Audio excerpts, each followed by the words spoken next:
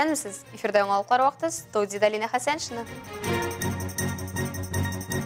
Физик мөмкинлекләре шикле кешеләр спартакиадада катнаша. Интеллектуаль уеннар берләштерә. Музыкада узган гомер Әлмәтнең беренче рок ансамбле хатирәләр яңарта. Бүген район башлыгы Тимур Нугуманов төбәгебезнең масса күләм мәгълүмат чаралары вәкилләре белән очрашты. Традицион матбугат конференциясе Нур психологик үзәгендә узды. Башлыкның чыгышы узып баручы елның иң мөһим вакыйгаларына нәтиҗәдән башланды. Әлбәттә, инде журналистлар Тимур Нугумановка турыдан-туры үз аудиториясын кызыксындырган сорауларны бирә алды. 2022 ел нәтиҗәләре буенча торак төзелеше планы тулы күләмдә үтәлеп, 120 мең квадрат метр тәшкил иткән. Моннан тыш, районда күп санлы яңа объектлар булдырылып, искеләре капиталь төзекләндерелгән. Күпләрне кызыксындырган транспорт темасына кагылып, Тимур Нугуманов бу юнәлештә алып барылган планлы эш турында да бәйнә-бәйнә сөйләде. Һәр вакыт тәнкыйть утына тотылган бу өлкәдә үзгәрешләр булачак, ләкин бу бер көнлек кенә эш түгеллеген аңларга кирәк, диде ул. Журналистлар белән очрашуда күтәрелгән сораулар хакында тулырак алдагы чыгарылышларда карый алачаксыз. Башкарма комитет җитәкчесе Айдар Каюмов кайчан һәм ничек шәһәрне бизәүләре хакында сөйләде. Быелгы инсталляциянең темасы математика һәм физика. Нефть төбәгендә төгәл фәннәрнең мөһимлегенә акцент ясау. Әлбәттә, ел сайын яңа ел бәйрәмен кызыклы һәм кабатланмас итүдә Татнефть компаниясе ярдәм итә.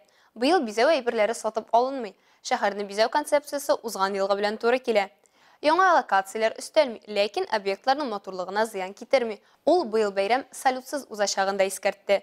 Яңа елга багышланган бәйрәм чаралары 24 декабрьдән 7 гыйнварга кадәр узачак. Шул исәптән Нефтчеләр мәйданы, Каракүз скверы компетенция үзәге янындагы мәйдан һәм Түбән Мактаманың мәдәният йорты янында. Балалар яшүсмерләр иҗаты үзәгендә 19-23 декабрьдә яңа ел тамашалары узачак. Аларда сәламәтлек мөмкинлекләре шикләнгән балалар, ятимнәр һәм ата-ана тәрбиясеннән мәхрүм калган балалар, сәләтле балалар, шулай ук студияләр һәм берләшмәләрдә укучылар һәм әтиләре өлешчә мобилизация кысаларында хәрби хезмәткә чакырылган сабыйлар катнаша. Ә мобилизацияләнгән әлмәтләрнең 1-4 сыйныфларда укучы балалары бүген 22 декабрьдә Казанда узучы Кремль шашысында катнаша. Яңа ел бәйрәмнәре әкияти шәһәр һәм могҗизага ышаныр вакыт. Чыннан да кыш декабрьнең икенче яртысы күпләр өчен Кыш бабай карчәчәк бизәлгән чыршы буларак күз алдына килә. Әлмәт драма театры артистлары быел да сабыйларга спектакль әзерләгән. Хәйрия чарасында сәламәтлеге ягына мөмкинлекләре шикле балалар, аз кырымлы һәм күп балалы гаиләләрнең сабыйлары могҗизага чума алды. Принцесса Мия ярдәмгә ашыга дигән яңа ел әкияте маҗараларга бай, кызык, күңелгә ятышлы. Тамаша Кыш бабай һәм Кар кызы чыгышы белән тәмамлана. Мөмкинлекләргә шикләр юк. Азнакайда физик мөмкинлекләре шикле кешеләр арасында спартакиада узды. Язмыш сынауларына бирешмичә рухи ныклыклары белән күпләргә үрнәк алар. Күпчелеге авырлыкларга каршы барып үзләрен спортта тапканнар. Алай гына да түгел, район, республика күләмендә узган ярышларда катнашып җиңүләр яулыйлар. Республика күләмендә мөмкинлекләре шикле гражданнар арасында узган спартакиада нәтиҗәләре буенча соңгы елларда азнакайлылар беренче урында бара. Монда сезнең зур өлешегез кергән, киләчәктә дә уңышлар насыйп булсын үзегезгә, диде муниципаль район башлыгы Марсель Шайдуллин ярышларны ачып. Мөмкинлекләре шикле спортсменнарыбыз республикада 6 ел беренче урында баралар. Алар инде төрле ярышларда катнашалар, җиңеп кайталар. Ул инде безнең чемпионнарыбыз. Алар менә үрнәк булып тора. Бөтенебезгә дә, яшьләребезгә дә, шундый авыр вакытта да аларга булай да авыр бит инде. Әле шуңа карамастан спорт белән шөгыльләнә дә, тренировкага йөриләр, шәһәрләргә, районнарга барып җиңеп кайталар. Азнакайыбызның данын тагын да үстерәләр. Шундый чын патриотлар, шундый алар көчле рухлы. Спорт уеннарында район авылларыннан килгән балалар һәм өлкәннәр дә актив катнашты. Чатыртау арена спорт комплексында бүген 5 төр буенча ярышлар уза. Һәм анда барысы 80 кеше катнаша. Өстәл теннисы, кул көрәше, шашка, дартста алдынгылар ачыкланды. Көрәшченбез. Спортны яратам. Теннисны яратам. Безнең команда бар, российский. Паркинсонның сөйләүчеләре. 30 кеше инде. Biz bütün Россия boyunca Екатеринбург'da buldu, Moskva'da buldu. Tenis boyunca birinci oldum. 800 metre birinci oldum. Sonra bir şey spor. Арбилетинтен икенче урын алганы бар. Егетләр һәм кызлар шулай ук бетон нормативларында тапшырдылар. Соңыннан җиңү яулаган һәркемгә мактау грамоталары, медальләр һәм акчалата бүләкләр тапшырылды.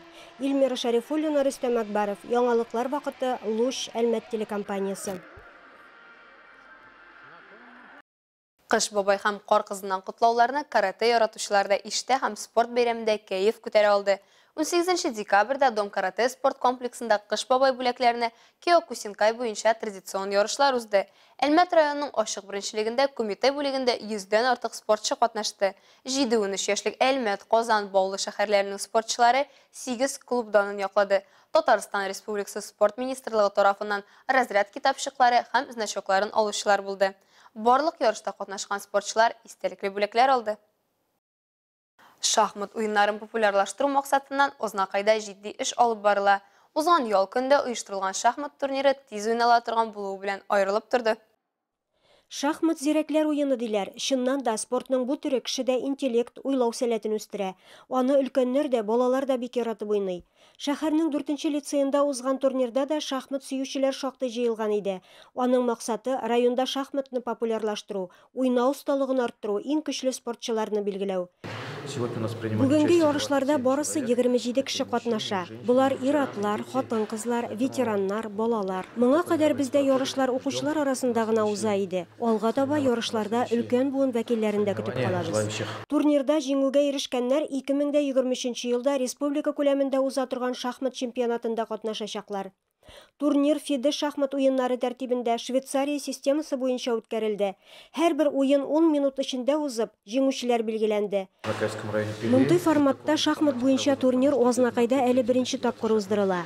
Алга таба һәр 2 ай сайын уздырылачак. Беренче, өченче урыннарны алган иң көчле уенчылар Татарстан Республикасында уздырылачак чемпионатта да катнашачаклар. Беренче, өченче урын яулаган спортчыларга турнирның грамоталары, медальләр, акчалата премиялар тапшырылды. Мондый ярышларда мин әле беренче тапкыр гына катнашам. Ознакайның 4-нче лицейында турнир оештыручыларга зур рәхмәтемне җиткерәсем килә. Алга таба да мондый чаралар оештырылып торсын иде. Илмира Шарифуллина, Рөстәм Әкбаров, Яңалыклар вакыты, Луч, Әлмәт телекомпаниясе. Әлмәт иҗтимагый үзәгендә «Песни длиной в жизнь» китабы тәкъдир ителде. Рәис Сәләхов һәм Валерий Симонов авторлыгындагы китап «Как молоды мы были, как искренне любили, как верили в себя» эпилогы белән башлана. Укучы фотографияләрдә үзен, танышларын яки әти-бабаларын таный алырдай китап белән без дә танышып кайттык. Фотолардагы таныш йөзләрне күрү күпләрне тоталь дефицит вакытына кайтарды. Бу чорда яшь сәләтле егетләр шәһәрнең мәдәни-музыкаль тормышына үзгәреш керткән. Берничә мәдәният объекты булган кечкенә Нефть шәһәрендә заманына күрә модадагы вокаль-инструменталь ансамбль булдырган. Вдруг в 16 году, сейчас помню, написал в один присест буквально там, написал свою первую книгу о музыкальной молодости. Она называется «Музыкальная пауза». Эта книга сразу разошлась по музыкальной тусовке, по друзьям, по знакомым. Оннан музыкант Валерий Симонов китапның форматын киңәйтергә тәкъдим итә. Рәис Сәләхов ризалаша һәм 2 сәләтле Әлмәтле «Песни длиной в жизнь» китабын яза. Алар калабызда музыка туу турында сөйли.